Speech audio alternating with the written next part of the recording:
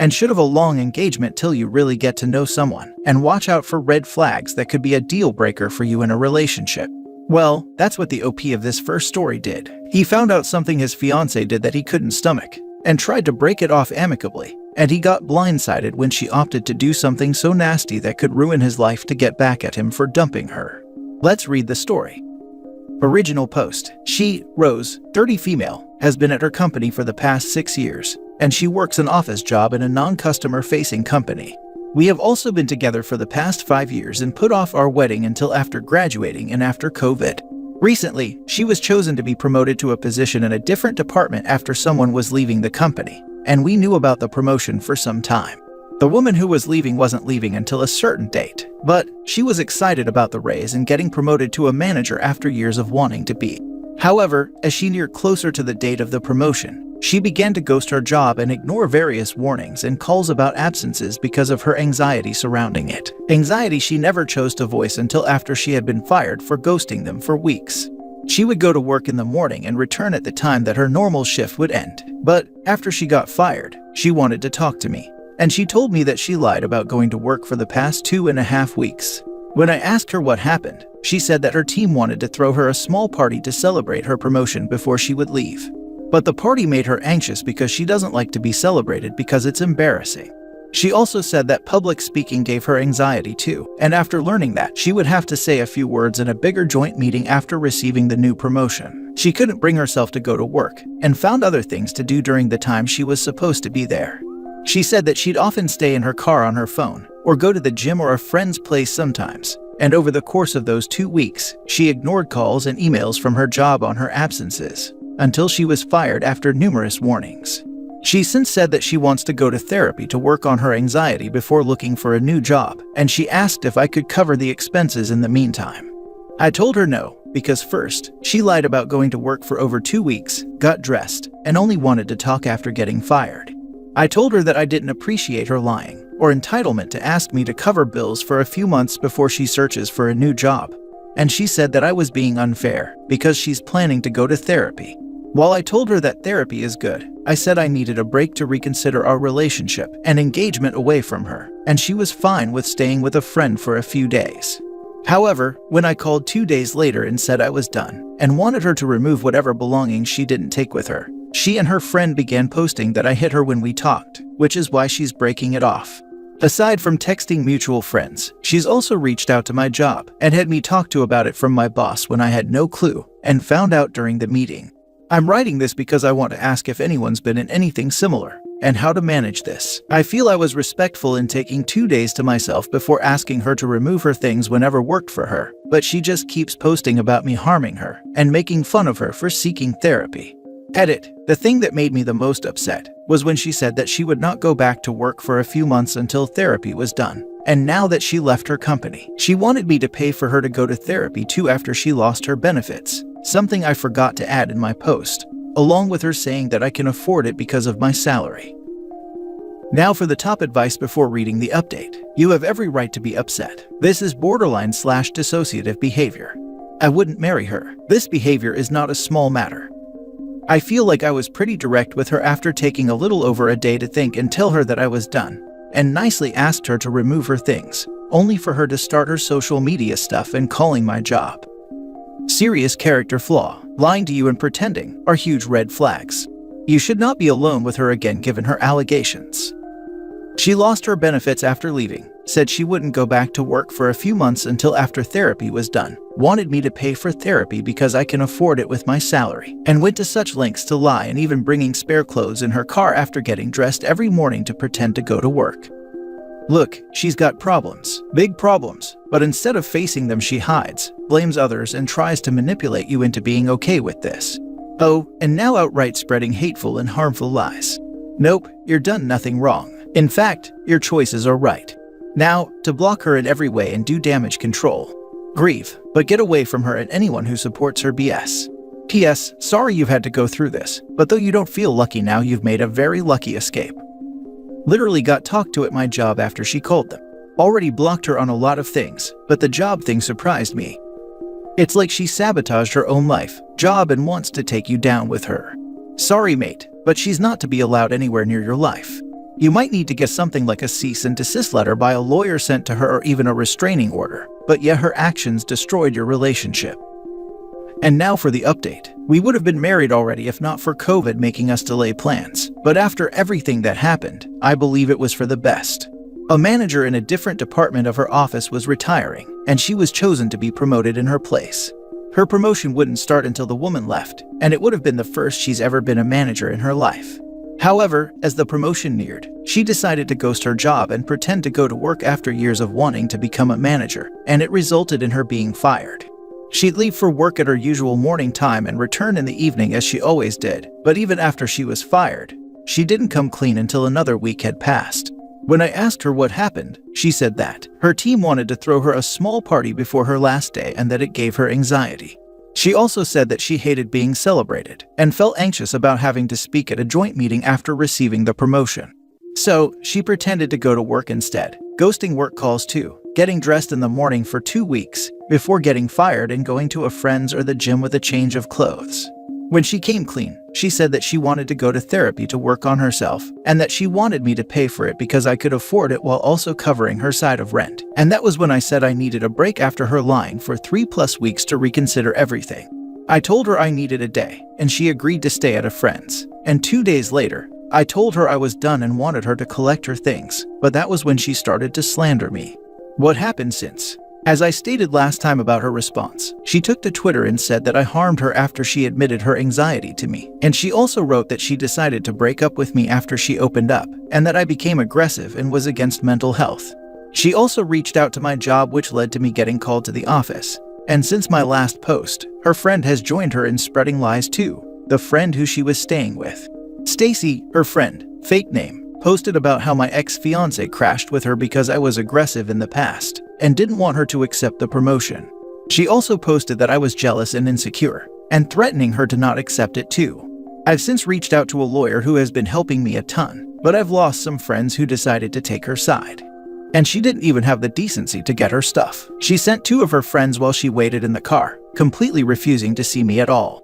And while I didn't lose my current job, she called another job that she knew I was interviewing for some time, and I haven't heard back about my second interview since.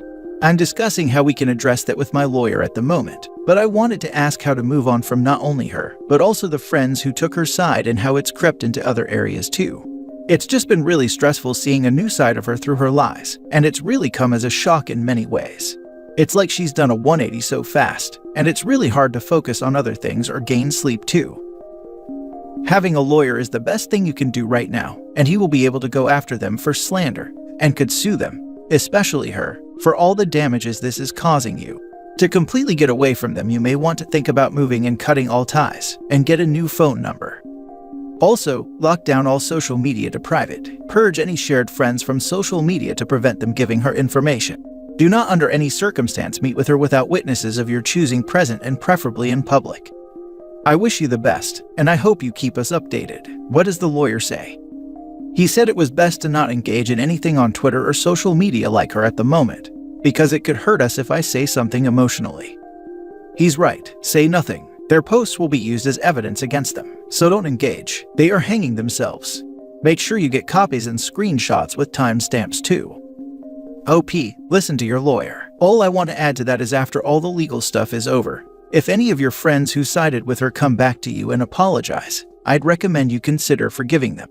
After all, this sort of thing is rather rare. Mostly when women accuse their partners of this stuff, it's the truth, so good people believe them. That's why it's a particularly terrible thing to do, to lie about something like this, because it's so hard to get justice for victims as it is, and lying about it only makes it harder for people to trust. So, your friends who are supporting her are doing the right thing, even though it's in support of a lie. They're still good people, even though they've been misled. Once you've been able to prove that she's lying, it shouldn't be too hard, since she made the mistake of lying about why she left her job as well. The good ones should come back with an apology. Think about forgiveness so you don't miss out on the good people in your life. After all, this sort of thing is rather rare. It is not rare at all. There are so many messed up people who will target partners who leave them with smear campaigns out of spite, including many men. Usually, they are good at it too since they have had their whole lives to practice. Now for the last story. Big blow up with my wife. Background: my wife and I have been married 16 years. We have 2 kids, 7 and 13, and the last 8 years or so could legally be defined as sexless, with the last 4 years consisting of bedroom activities an average of 2 times per year. The lack of intimacy is not my choice. I will also note that she still co-sleeps with our youngest, and we have slept in separate bedrooms since 2009. We are both pretty attractive. I stay fit with running. She just luckily looks great for her years. Slowly over the years, her rejection has eaten away at me to the point that there is zero intimacy. Zero. I refuse to try anymore and go through feeling unwelcomed. Above the intimacy problems, I also feel unwelcomed by her as a husband and father. Many of the traits I have that attracted her to me in the beginning of our relationship, she now despises as my role as a dad. I am generally a loner. I have a small circle of friends, but I generally avoid the social hierarchy altogether and have no interest in following groups and whatnot. I guess you can say I fit the Omega role a bit, but I'm not into video games and crap.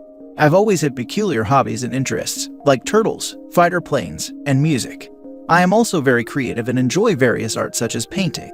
Anyway, when we dated, she saw these traits as refreshing and different from the endless males out there who follow their pack of buddies, and so on. But now, things are so different.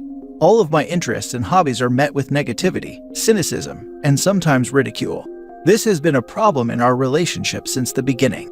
I am also not the typical, fuddy-duddy boring as heck dad stereotype. I love rock music. I can still ride a skateboard. I like to drink beers on weekends and listen to trippy music or get taken away by laughter. I typically ponder beauty in nature and often have my head in the clouds. I'm probably somewhat autistic. Anyway, there is a general feeling of not being who she wants me to be. Add to this our lack of intimacy, and you can get a sense of how I feel when she is around. She finally got a part-time job a few nights a week after not having worked for 15 or so years since the kids were born. I have worked full-time nonstop. Since getting this job, my alone time with the kids has been wonderful. The house is much more peaceful when she is not in it, and my kids generally like the things we do. When she is home, it is always stressful. The blow up. I took the kids to my parents over the weekend to celebrate my mom's birthday. We had a wonderful day with family, my sister, her family, my parents. It was summer magic, and I had no one there giving me a hard time about everything I did or did not do, or how I did or did not do it or whatever. And no one to say, "You're having another beer," and so on. The day was magic, and the evening came and we decided to watch a movie. Scrolling through, we all decided to watch Borat, and we all laughed hysterically. The movie ended, we all went to bed. The next day, upon getting home, my wife learned we had watched Borat, and totally freaking flipped out. She screamed at me and told me she was disgusted at me as dad. The next day, this continued with nasty texts saying she was disappointed in me as a dad. I owned up, yes, maybe I should have thought more about what movie, but everyone had a great time with family, all of us. The next day, it still continued, and she decided to take the kids to her mother's unannounced, probably to blow steam and badmouth me the entire time. That night as I was home alone, my parents alerted me that she also sent them a text displaying her dismay of the movie. They refused to share the text with me, which means it was probably nasty. My parents are wonderful, responsible grandparents. I promised them I would not escalate about her texting them. Today, I worked from home and my wife and kids returned from her mother's. I was immediately met with more disgust, texts from her, and more. This is day 3. Around dinner time, she had to poke again and mention it again. I completely lost it and ripped into her with a barrage of scornful content, including profanity, which I am not proud of, but it was time she had it. She was in complete and utter shock at my rebuttal, but I am so freaking done of feeling like a worthless piece of trash to her. She loves me, freaking BS. I told her I can't stand her, and that she is the one who insisted on this ridiculous level of disdain for 3 days straight over a stupid movie.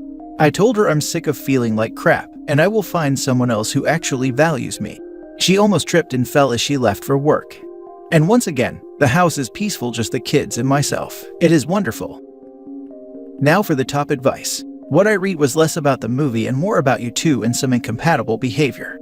She blows up minor issues. She holds grudges. You feel as if she treats you horribly. You bottle things up. You don't let her know when you are upset with how she treats you. You both do not communicate with each other. Your thoughts, your feelings, co-parenting discussions, intimate life discussion, it's non-existent. So, the big questions to ask yourself. Are you happy in your relationship?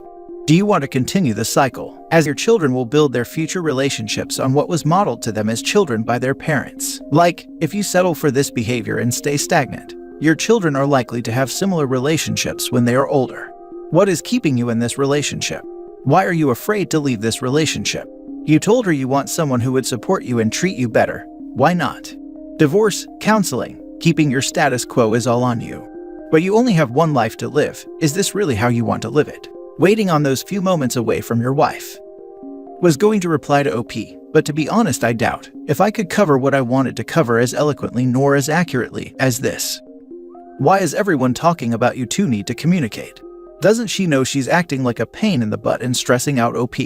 Some relationship problems aren't brought about by a lack of communication. One of the two partners can simply be an asshole. And this looks like one of the cases. It sounds like you're done with this marriage.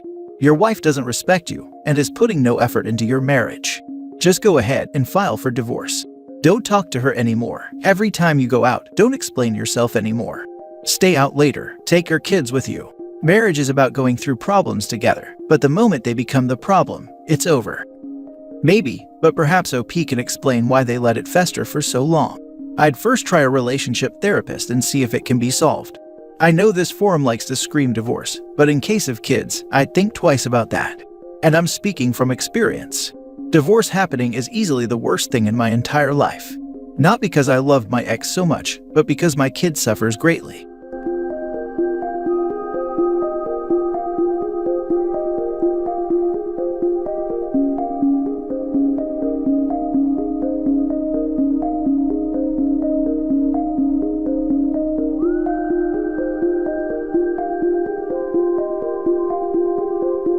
Out and decide to start a family with them, only to be blindsided with a terrible betrayal, especially when you are in a very vulnerable state.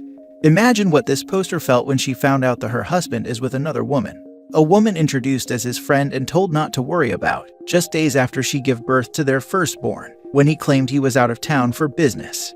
Let's start with the original post.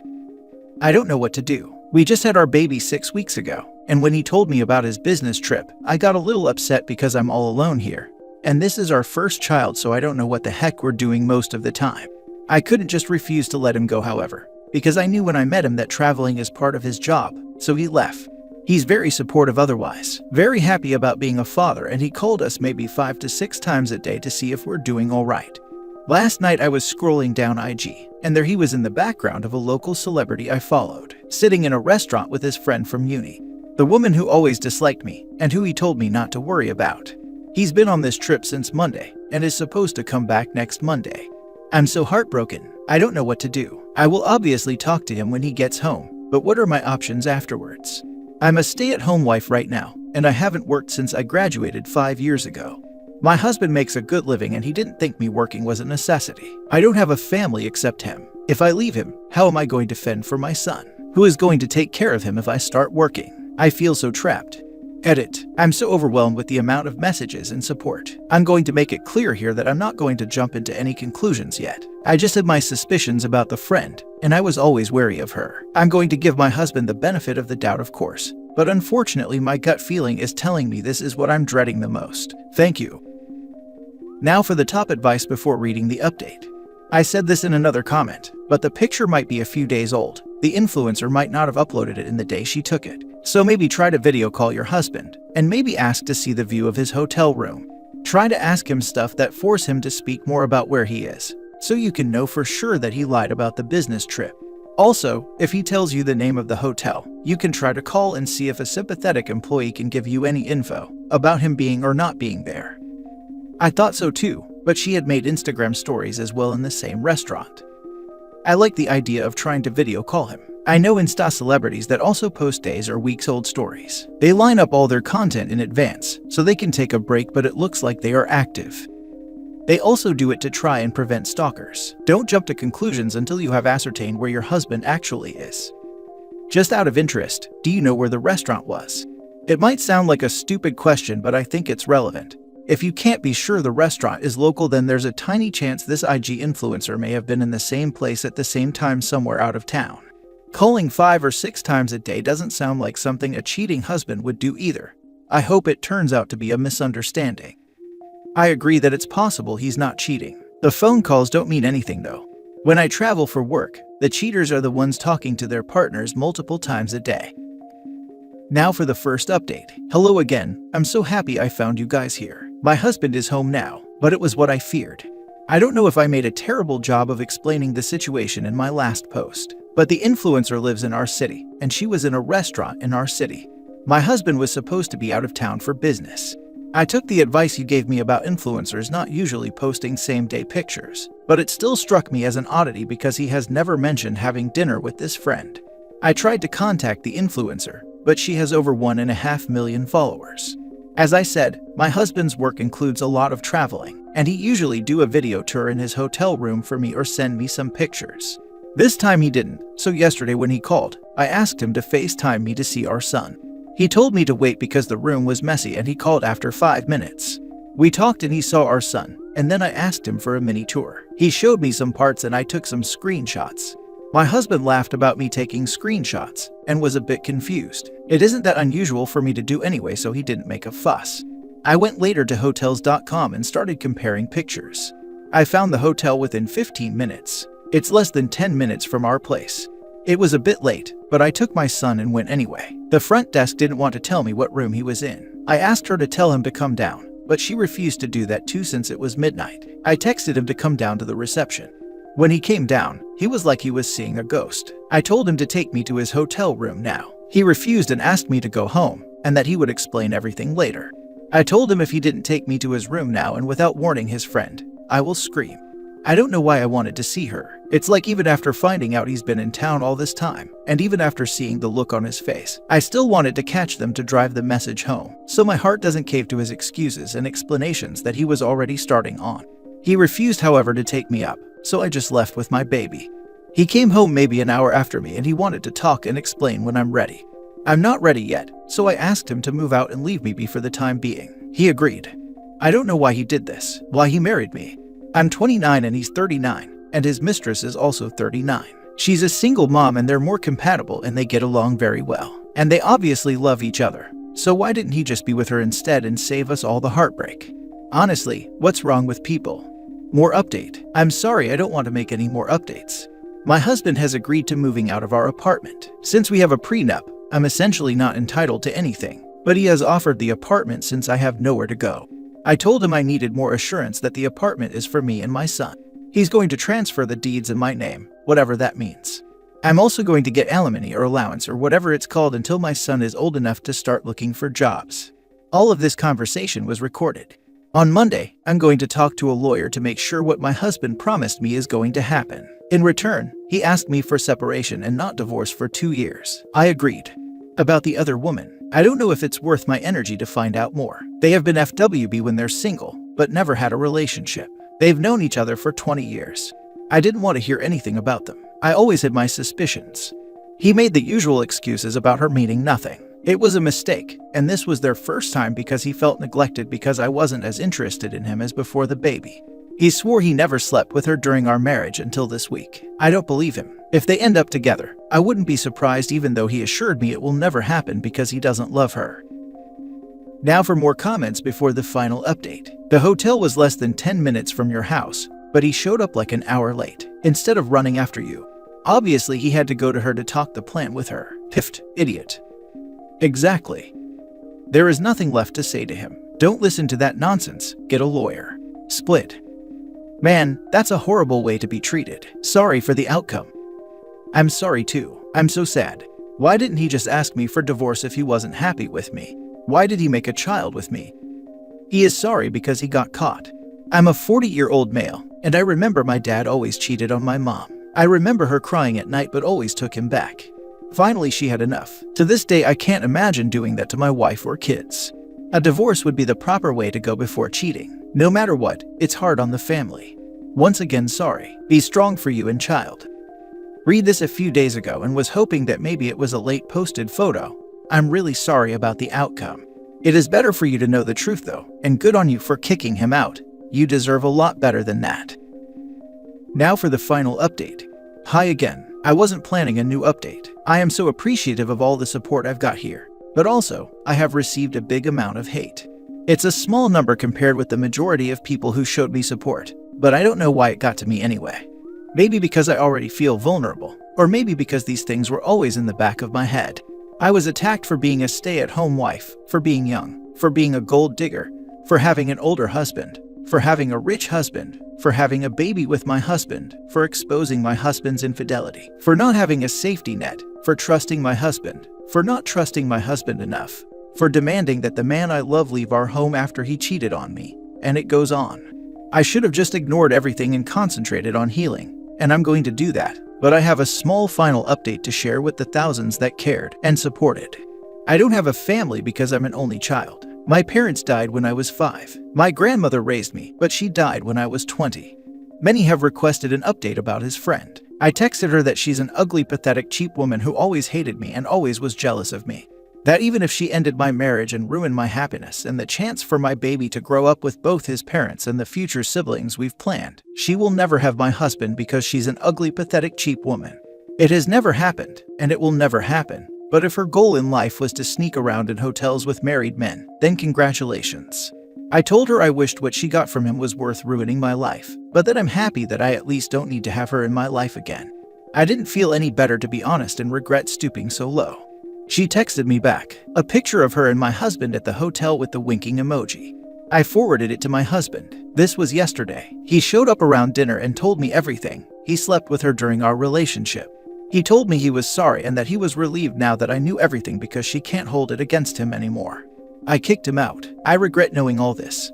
We had our first meeting with the lawyers today. The prenup covers my husband's assets up until we got married. He comes from a wealthy family, and I'm not to touch any of that. My husband is self-made, however, so I'm entitled to 50% of everything he made since we got married.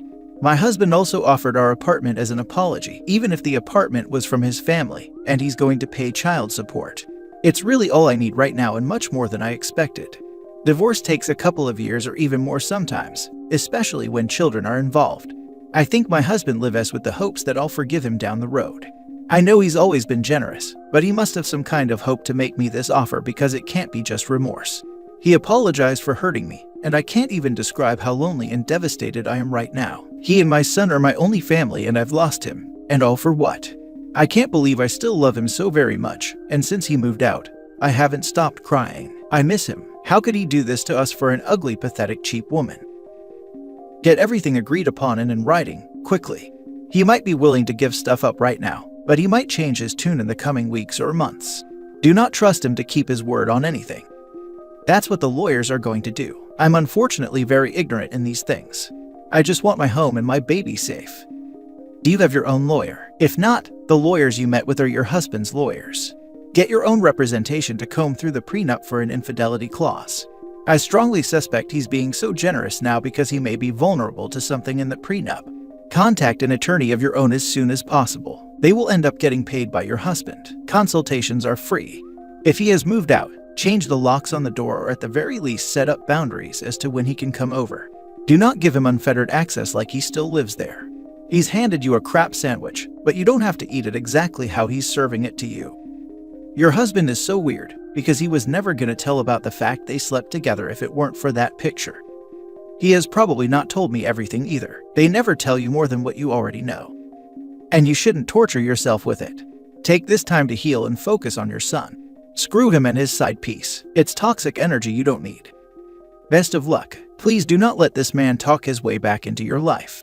Family can be chosen. Make friends, create a life for your son, but don't let loneliness bring him back. The woman, though a horrible human, has no loyalty to you, but your soon-to-be ex does. She did not hold him as a hostage and force herself upon him. He was a willing participant. His apologies are to cleanse his own conscience. Nowhere does he accept accountability for his role here. He wants to make you this sweet offer, so down the road you think, oh, he was so lovely to do things to help me, maybe we can fix it. He wants back in, while painting himself to be a person who was too victimized by this woman. Please don't feed that delusion. Now for the last story. I, 27 female, am afraid of my ex, 25 male, showing up to the hospital when I give birth to our son. Long story short, I was in a serious relationship with my ex-boyfriend for a little over a year. I became pregnant unexpectedly at the end of our relationship. When I found out, I told him about it and gave him the choice to be involved or not. I am at a point in my life where I am able and willing to raise a child on my own. However, I wanted to give him an opportunity to be a father to our son in some capacity. I really loved this man and believed I would marry him someday based on conversations we had when we were together. But when I told him about my pregnancy, he totally freaked out, said he wanted me to terminate it, and even went as far as to send me papers via an attorney asking me not to contact him. I obliged to this and haven't talked to him since. Unfortunately, even though we haven't been in contact for nearly my entire pregnancy, he has still continuously gone out of his way to harm me emotionally. He has contacted my boss and the agencies I work with about this, and has even gone as far to have his family members and friends contacts my OBGYN office so many times that I had to switch practices at 24 weeks pregnant. His behavior is scaring me, and although I've asked people both in my life and our life for help, I'm not getting anywhere. At this point, I am afraid of him and what he might do. I have never asked him for anything during this time, financial or otherwise, nor have I badmouthed him or went against his wishes concerning his privacy. I have only been trying to do what is best for our son, and I cannot figure out what his motivations are to treat us this way. I begged my parents to block his phone number and asked that they not inform him when I give birth. They refused to do so, and it's making me extremely anxious. I don't want him showing up at the hospital at all, especially during a time that it could affect the health of my son or myself. My response to this was to invite them to the hospital after I've given birth, but they are not willing to accept this. They insist on driving me to the hospital in their car and staying the entire time. I set to be induced tomorrow and am now more anxious than ever. All I want is to have my son in peace, while feeling safe. Does anyone have any other ideas on how I can approach this? I already plan on leaving my son's father off of the birth certificate. Thank you for reading this. Call the hospital and ask if they will enforce no attendance birth, including your parents. Many hospitals will protect the mother and prevent people from coming to the birth. If the hospital does not do that, call your best friend and ask them to stand guard for you. Thank you very much for this. I did not realize that was an option and will make sure to use no attendance birth when I check in. I have been worried about my family sitting in the lobby and badgering staff to let them in against my wishes. They have made me feel very guilty about my decision to give birth alone. But the way I see it, I went through my entire pregnancy alone. I might as well do this by myself too. Just to let you know, labor and delivery nurses don't play. They will kick anyone and everyone out who is stressing out the mom. They want to make sure that your labor is as stress-free as possible. Give them the names of everyone who isn't allowed to be at the birth of your baby and isn't allowed to visit. Register as private. Give them pictures of them if you can. Have someone else take you. At the hospitals I've worked at, they have a security desk at the entrance to the birthing unit for this very reason, and you have to either be an employee or on the guest list to even be allowed to set foot on that wing.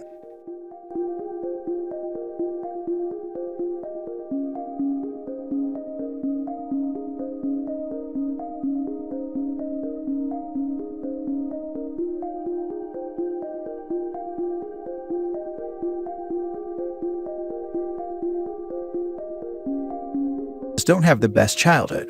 I was lucky not to experience bullying growing up, but I hear some horror stories out there, and people like that who were victimized can only struggle to break free from that lingering mental torture, to change and be the best version of themselves. And some do succeed, like the OP in this first story. He managed to transform himself into someone he can be proud of, even got with the girl he thought great enough to marry. But then this same girl somehow managed to bring that torment back into his life, and he discovers something about his girl that would ruin the future he thought they were going to have. Let's read his story. Original post. My 26 male, fiancée Becca, 26 female, her best friend Daria, 26 female, and I all went to high school together, but I ran in a very different social circle. They played sports and were decently well known or popular. I was really into art and computers, chubby with an awkward haircut. We all went to a really large high school, so it was more that I knew of them, rather than actually knowing them. Becca and Daria have been best friends since they were really young. They both moved into the same neighborhood in preschool and their parents are very close. In high school, there was a guy, Chris, 26 male, who would regularly bully me.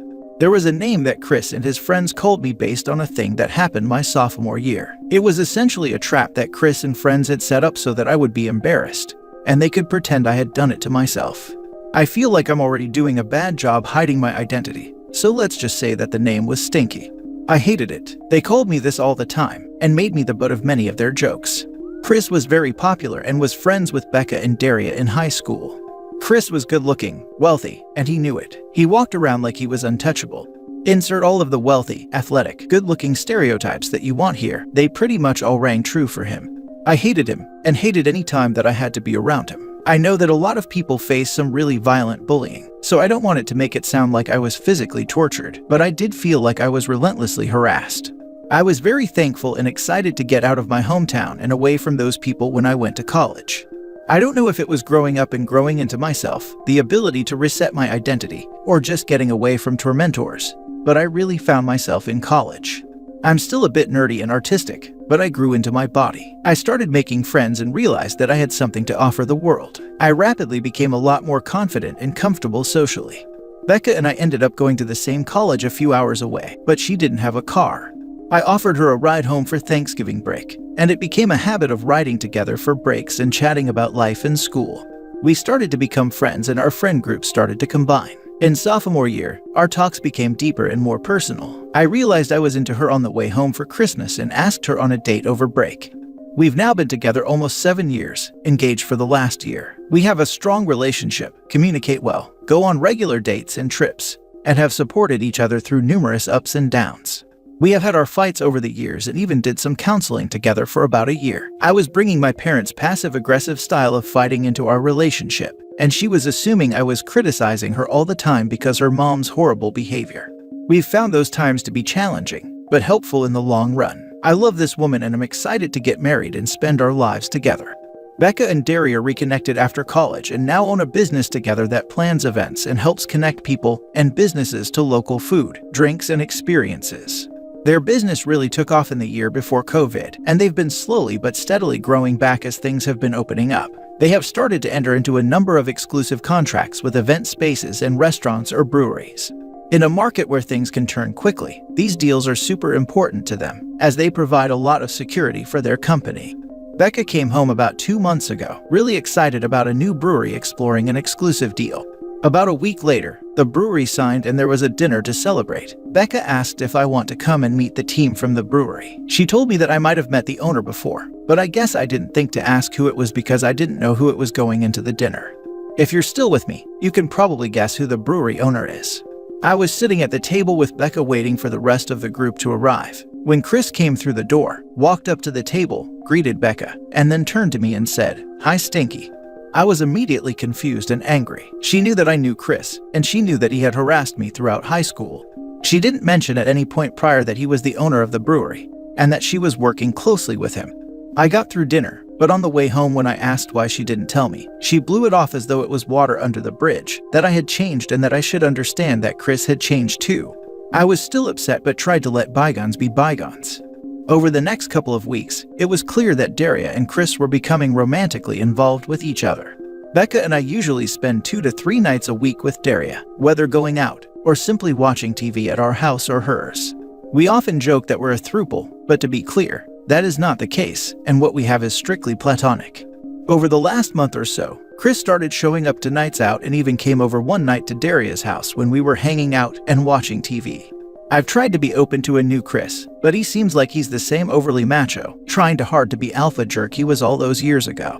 I tried to bring up to Becca that the casual relationship between Daria and Chris is probably not good for their business. And while Becca agreed, she felt like she couldn't tell her friend to not date or sleep with someone. Last week, Becca invited me along to an industry event. I get there only to unfortunately find Chris is there as well. I try to be friendly and nice. We get a table for the 4 of us and have some drinks and food. At one point, the girls leave to network with a couple of potential clients. When out of nowhere, Chris starts talking about how this event might be a good place for him and Daria to find a woman to have a threesomething with. Caught completely off guard, I ask him what he's talking about, and he says that him and Daria want to have another one of those, and that I should know all about that.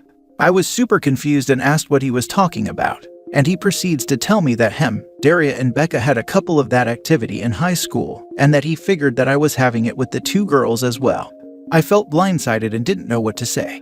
When we got home, Becca already knew I was upset about something, and asked me what was wrong.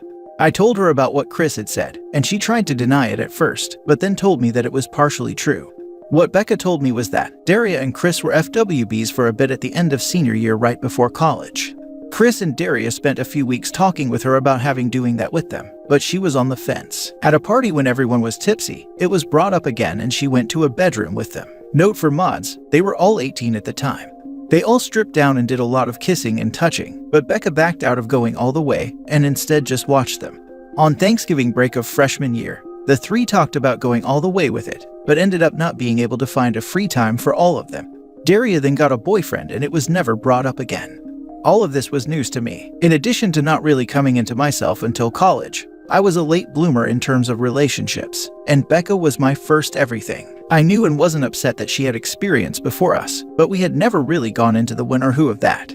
Becca keeps saying that I never asked, and that she never lied about all this, but, especially with doing business with Chris, it feels like lying by omission to me. I'm struggling with all this. Chris did his best to make my life awful in high school and now is back. Almost every time I spent time with him, he seems to be belittling me, making fun of me. He even told Becca in front of me that she could do better than me and was dating down. She told me later that it was just a joke and to stop being so sensitive. It seems like this three-something is just one more thing he can hold over me. He's a snake and always seems to say the worst stuff to me when Becca and Daria are just out of earshot. We've been arguing about this situation for about a week now. I asked Becca to cut all contact with him last night, and she told me I was being unreasonable. He's with her best friend and they all do business together. I asked if it was that Daria and her need his brewery's contract. She keeps asking me why I can't move on and just accept that Chris is a different person. Now for the top advice before reading the update. Almost every time I spent time with him, he seems to be belittling me, making fun of me. He even told Becca in front of me that she could do better than me and was dating down. She told me later that it was just a joke and stop being so sensitive. That's gonna be a no from me, dog. There's no, how can I fix this? There is a, how can she fix this? Thanks for that, babe. Hey, can I see that ring I gave you back for a bit? Just want to have the jeweler check the setting for you. If she can't see why this is a problem for you, then maybe she's just an awful person. Edit, I have reread and examined other comments. Change maybe to definitely an awful person.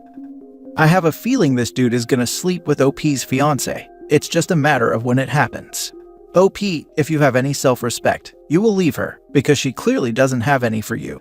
Last time I checked, your partner is supposed to stick up for you, not justify some giant sociopath's horse manure by claiming he was joking. Stop being so sensitive. Your fiancé is a terrible person who has zero respect for you. She keeps asking me why I can't move on and accept that Chris is a different person. The thing is, you had moved on. Chris is not. Chris keeps bringing up the past. Hell, the very first time Chris saw you at the dinner where you saw him for the first time after high school, he used the nickname that was used to torment you throughout high school. It's plainly obvious who has not moved on here. It's Chris, Daria, and Becca. You have said that breakup is not an option, but it needs to be a weapon in the arsenal. Your first step should be counseling immediately, though. Becca is absolutely not seeing things from your point of view, and, until she can, there can be no moving forward. It's also obvious the attempts to talk to her one-on-one have failed to get her to see your point of view. I would also continue to sleep in the guest room. She needs to understand that this situation is deeply troubling for you. And to be honest, I'd even consider showing her this thread. Let her see how others are reacting to her actions. I'm sure she'll dispute certain details, but if the overall gist of what you wrote is truthful, it won't change our answers. She has not treated you with the respect a life partner deserves in this. And now for the update. About 3 months ago, I made a post here about my fiancé doing business and hanging out with a former bully. In that post, I wrote that I wasn't looking to break up with my fiancé. Rather, I was looking on how to fix things. Almost all the comments were about how I needed to break up with this girl, call her out on her manipulative BS, and so on. I was really angry with the majority of advice I got, and figured that this forum didn't know what they were talking about. I guess those would be the famous last words. In the week after I made my initial post, Becca and I seemed to have a daily fight about her and Chris. I came home from work one day after having a long fight the night before, to find Becca not in our house. This wasn't surprising in the moment since she works a really irregular schedule, but then I noticed that a bunch of her things were missing. I tried to text her making sure she was okay, and got a long text in response about how she was going to stay with her sister and how she needed some space, and for me not to contact her for a few days. I was confused, frustrated, and upset, but figured that if all she needed was some space, hopefully that would be what could get our relationship back on track. The next night, Daria texted me asking if she could come over to talk. When she got there, she told me she had been a bad friend to me. Basically, there were a number of things she felt like she should tell me, but didn't know where to draw the line between her friendship with me and her friendship with Becca. We talked for a few hours and multiple things came out. A few months before, Becca told Daria that she was doubting our relationship. Becca told her that she felt like we had gotten together so young, that she was missing out on experiences by being with me. Note, Becca never said anything about this to me. When I was thinking later about what Daria had told me this night, I remembered that months prior, Becca had this really weird week where she was really distant and kept asking me questions about what it was about her that made me want to get married. She told me later that she had just been in a weird headspace, and I kind of forgot about those conversations. When Becca and Daria first met with Chris, Becca was really flirty with him. In their industry or work connections, it's not uncommon for people to do things like be a bit flirty, a little touchy with each other, or talk about their intimate lives. This was always something I found weird or uncomfortable, but knew it to be a culture of the industry. But in this case, Daria said it went enough with Chris that she noticed it as strange. Once Daria told Becca that she had started hooking up with Chris, Becca would regularly ask for details, so much so that Daria told me she started lying to Becca, saying that their hookups were happening less frequently than they actually were, so that she wouldn't be hounded for details. A week or so before Becca and I fought about her connection with Chris, Becca was hounding Daria for details on the latest hookup and casually dropped that they should have a group activity with Chris. Daria said that she was super uncomfortable and immediately brought up Becca and my relationship. Becca said that she was just joking, but made the same joke 3 or 4 other times, until Daria said directly to her that it made her uncomfortable, and that she needed to stop. Then she got to the biggest thing. On the night that Becca left, she showed up drunk at Chris' place. He let her in, and then she tried to sleep with him. I guess Daria was in the bedroom or something, because after a bit, Daria came out to see Becca trying to grab at Chris, so they worked together to kick her out. Angry, sad, and confused, I packed my things and left our place. I didn't want to be there in case she came back, so I stayed with a friend for a bit. I didn't try to reach out to Becca, and didn't hear from her either. About 2 weeks after Daria came to talk, my mom passed away. She had had a stroke years ago and had been declining for a long time. Her passing wasn't unexpected, but that didn't mean that it wasn't super hard. It was always just me and Mom growing up. I was struggling a lot and felt so alone. I almost called Becca a number of times. The day of the funeral, Becca showed up. At first, I was happy to see her. She was by my side much of the day, and I was thankful she was there. Things felt normal with her there. I felt secure. It felt like we were together again, a team again. Then, when people were coming up to me after the burial, Becca said to one of my old neighbors about how sad we were, how hard it's been on us, and how we need to rely on each other. It was as though there was fog in my head that instantly lifted, and I started flipping out on her. In hindsight, I feel bad about the scene that I caused at my own mom's funeral. But I couldn't believe she was pretending that we were together, that she had been supporting me, and that she hadn't tried to be with another guy a couple of weeks before. I was really happy that my cousin stepped in and told her to leave. I blocked her on everything, and since my fiancé and mom were the only things keeping me in that area, a little over a week after the funeral, I packed up and moved to the East Coast where my cousin lives. I've been here for a little under 2 months. I wish I could say that I'm in a job making a lot more money, or that I have a hot new girlfriend, but it's been a bit of a struggle to settle in. I'm in my same job, working remote, but do need to travel to my home city every few weeks. I feel anxious there, worried that I will run into Chris or Becca. My cousin has tried to be welcoming, and I'm thankful he's given me a landing pad as I've looked for my own place here. But him and his friends are older and they mostly are focused on family life and kids, so it's been hard to make friends. I've signed up for a volleyball beer league though this fall, so hopefully there's some good people there. I want to thank this community for giving me the hard truth. I've had plenty of DMs checking in on me, which I'm mostly thankful for. This last season has been probably the hardest and darkest of my life, but I feel decently hopeful for what's ahead. Sorry to hear about all that, but at least you found out before getting married. Spend some time getting to know your new surroundings, and don't try to rush any friendships or relationships. They will happen at their own pace. Settling into a new place and making new friends is super tough as an adult. I'm so glad you joined that volleyball league. It'll be exactly what you need. Yeah, it'll take some time, but it's good OP is getting a clean break. Daria was really a good friend to you in the end. The cynic in me sees a woman who wanted her friend to stop hollering at her squeeze. Or she was trying to get revenge on Becca for trying to hook up with her boyfriend behind her back.